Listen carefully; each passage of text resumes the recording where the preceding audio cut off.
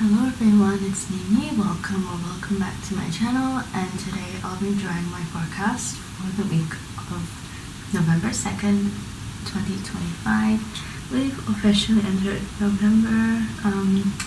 Halloween just passed and I could honestly say it's been kind of dead this year, so hopefully this week is not so dead.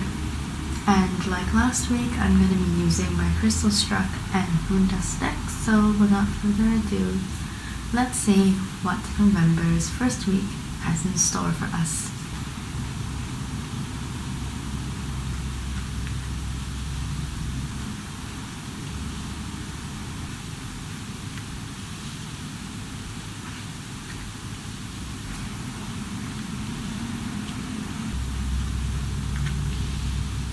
And our summary is the Seven of Swords in reverse.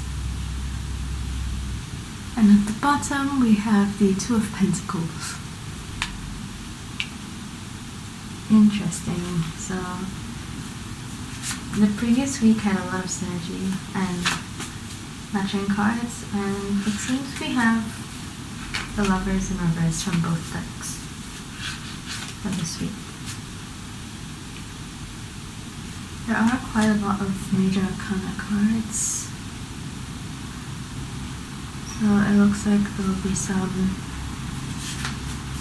major events happening, or some more important themes.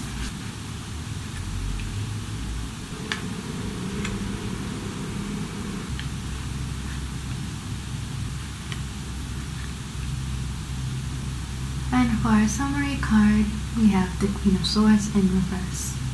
So again, we've got double swords. I had double kings or double other combinations before. And at the bottom we have the Nine of Cups.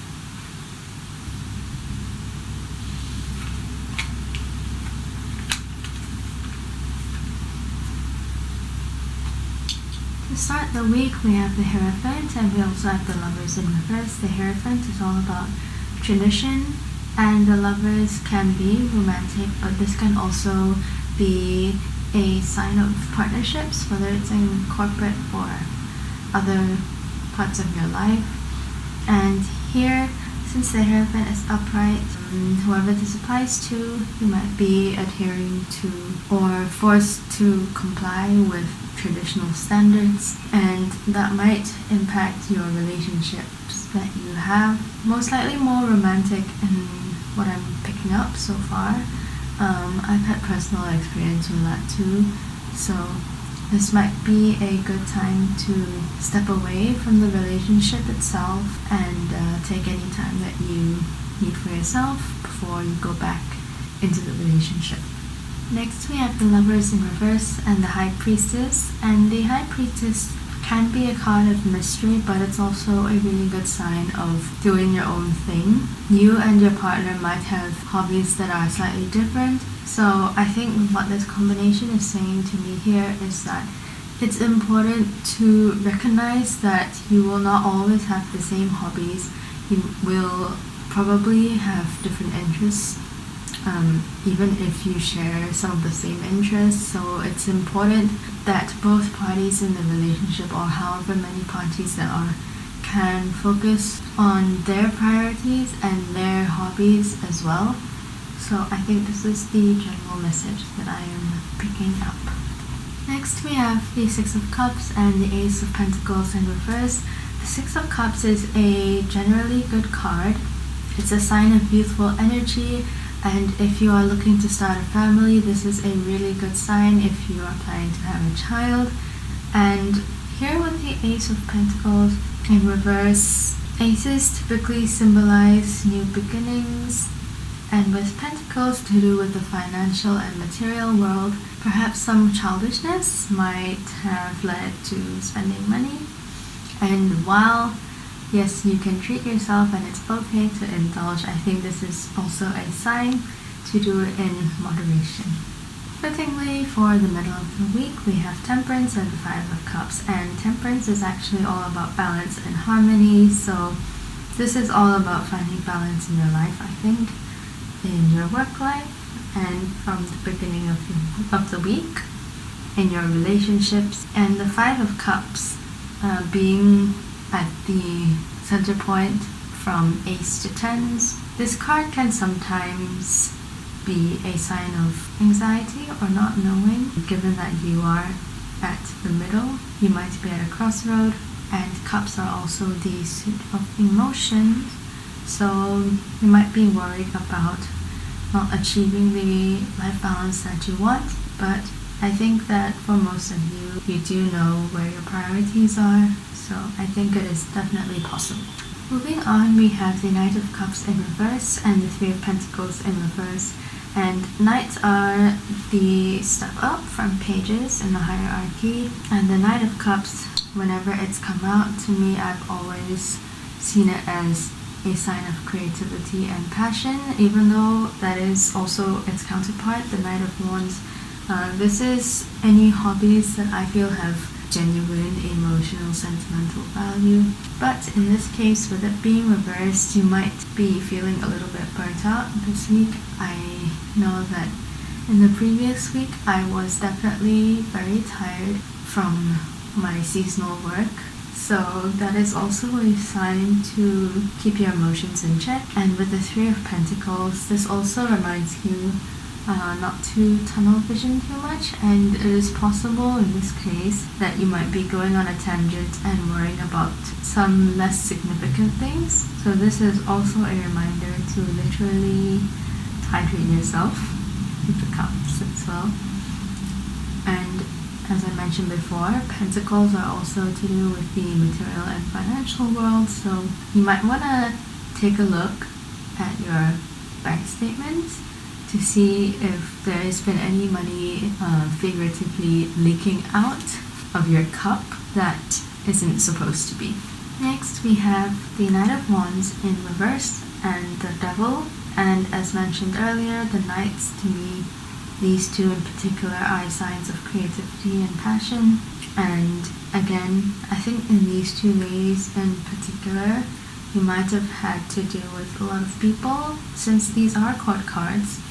So you might be feeling very drained, and your social battery might literally be down. And it's really interesting that we have the Devil here, because that talks about bad habits. So it could be some of the hobbies that whoever this applies to could potentially end up being an addiction. Maybe it's a drinking. I don't really call drinking a hobby. I personally don't drink, but I know that some of my friends do enjoy drinking recreationally, so I think this is also a sign, even if it's not substances, to enjoy your hobbies moderately from time to time. Of course, it is okay to pursue them more when you do have time for it, but the Devil, I think, is also a pressure cooker card, so don't get too tunnel visioned on a hobby, because getting obsessed with it is also a toxic mindset. To end up the week, we have the Seven of Wands and the Eight of Swords in reverse. And here, since it's upright, the Seven of Swords is a really positive card. You can see this sword, I guess, is kind of pointing upwards, which to me signifies some progress and having an advantage in whatever you're working on. As I mentioned for previous wand cards, there's a lot of passion in this, so whether it's your work or another passion project you're working on, I can definitely see that you are making notable progress. And with the Eight of Swords here, a sort of restriction is being lifted, whether it was in your head or a literal restriction. So this is actually a really good combination to end off the week. Our summary cards are the Seven of Swords in reverse and the Queen of Swords in reverse. The Seven of Swords reversed here, you might have had some anxieties, and you might be keeping a close eye and hard grip on whatever your possessions are. But reversed, this card tells you it's okay to loosen your grip a little bit. You don't have to be super vigilant all the time, and if you are, you might burn out, like the two reverse knights suggest here. And the Queen of Swords in reverse. The Queen of Swords typically represents a leader, someone who's good at communicating and has a very sharp mind, as swords are to do with mind and communication. Reversed here, she may be really stubborn and unchanging in her ways. So this ties back to the stubborn card. And I think the general message here for the week is to let loose, but also make sure that your work-life balance is not too disrupted. Interestingly, we have the Two of Pentacles at the bottom of Crystal Struck, and the twos represent usually a decision to be made, but since it is a 2 and one of the smaller numbers, this could be a smaller or short-term decision that needs to be made, perhaps regarding something financial, if in fact it is related to any possible leaks. First aces here, ace and 3. I sense someone doing something like cancelling a subscription that might actually save you a lot of money. So very interesting bottom of the deck card. And the other bottom of the deck is the Nine of Cups, which is a really good sign considering we've got two reverse lovers here. And this is a really harmonious card, whether it's with a romantic or business partner.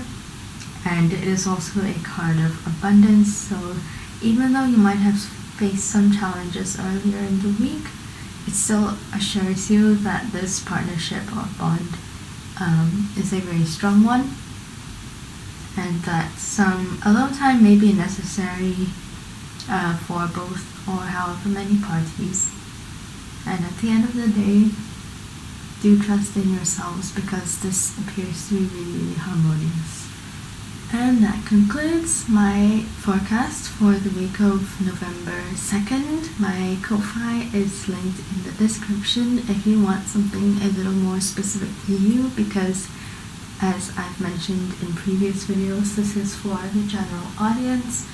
I hope that your relationships remain smooth. It is Scorpio season, so there's a lot of death and rebirth and transformation happening this month. I hope you're taking good care of yourself. Never lose sight of your passions. If you've watched until now, thank you so much for watching, and I will see you in the next video. Take care and bye!